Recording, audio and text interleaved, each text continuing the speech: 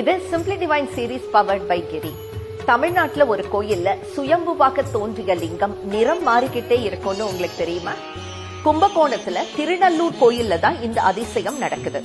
இந்த ஆலயத்தின் இறைவனுக்கு கல்யாண சுந்தரேஸ்வரர்னு பேரு. இந்த சுயம்பு லிங்கம் எப்படி நிறம் மாறுதுன்னு கேளுங்க.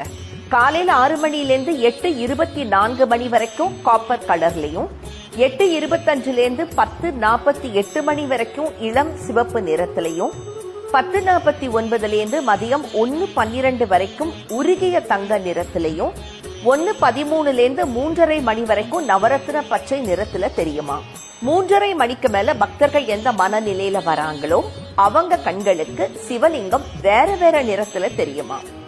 5 வர்ணங்கள்ல காட்சி கொடுக்கறதுனால இந்த இறைவனுக்கு பஞ்சவர்ணேஸ்வரர்னு இன்னொரு பேரும் உண்டு. இங்கதான் இறைவன் திருநாவுக்கரசருக்கு திருவடி சூட்டினாராம். அதனால பெருமாள் கோயில்ல இருக்கிற மாதிரியே சடாரி வழக்கம் இந்த சிவன் கோயில்லையும் உண்டு. நமசிவாய நமசிவாய.